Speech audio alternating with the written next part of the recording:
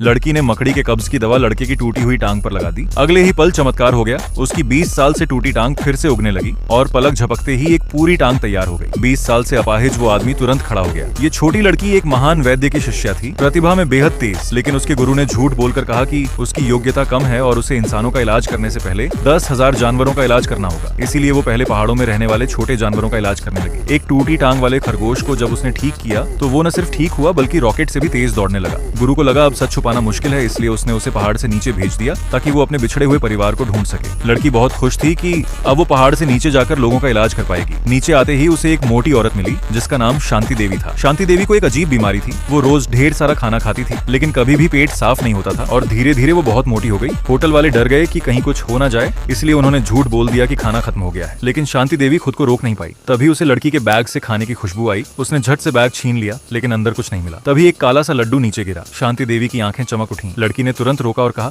ये मैंने पहाड़ पर सुअर के लिए बनाया है, ये इंसानों के लिए नहीं है। लेकिन शांति देवी ने बात नहीं सुनी और लड्डू उठाकर खा लिया। थोड़ी देर बाद उसके पेट में हलचल होने लगी और उसने जोर से एक बदबूदार गैस छोड़ी। कुछ ही देर में पूरा होटल बदबू से भर गया। मैनेजर डर गया और उसे तुरंत बाथरूम ले गया। अंदर से अजीब आवाजें आने लगी। कुछ देर बाद जब दरवाजा खुला तो सामने एक खूबसूरत औरत खड़ी थी। दरअसल लड़की के लड्डू ने उसकी पुरानी बीमारी ठीक कर दी थी। शांति देवी ने तुरंत आदेश दिया कि पूरे शहर में उस लड़की को ढूंढा जाए। उधर लड़की अपने परिवार से मिल चुकी थी। वो उसे वर्मा परिवार के एक कोमा में पड़े बेटे से शादी करवाना चाहते थे ताकि बदले में उन्हें पैसे मिल सकें। असल में ये रिश्ता नहीं, सौदा था। लड़की ने सोचा वो यहाँ से चली जाएगी, लेकिन जब उसे उस लड़के की अजीब बीमारी के बारे में पता चला तो उसकी जिज्ञासा बढ़ गई। उसने कभी इतनी रहस्यमयी बीमारी नहीं देखी थी, इसलिए उसने शादी के लिए हाँ कर दी। शादी के बाद पहले ही दिन उसने देखा कि पूरे घर के लोग बीमार हैं। उसके ससुर का पेट बहुत बड़ा था और वो उसे घर के नियम बता रहे थे। तभी सास कमला देवी घर आई और घमंड से बोली कि उनका परिवार बहुत अमीर है और लड़की उनके लायक नहीं है। लेकिन जैसे ही उन्होंने लड़की को देखा वो चौंक गई। ये तो मेरी जान बचाने वाली लड़की है। अब पूरे परिवार की जान उसी लड़की पर टिकी थी। लड़की को लगा कि सास उससे बदला लेने आई है, इसलिए उसने कहा, आप गलत समझ रही हैं। सास ने समझा कि वो अपनी पहचान छुपाना चाहती है, इसलिए उन्होंने मुस्कुराकर इशारा किया कि वो सब समझती हैं। फिर उन्होंने नौकरों से कहा कि सोने की ईंटें लाओ और लड़की को गिफ्ट के तौर पर दे दी। लड़की ये देखकर हैरान रह गई। उसने इतनी अमीर सास कभी नहीं देखी थी।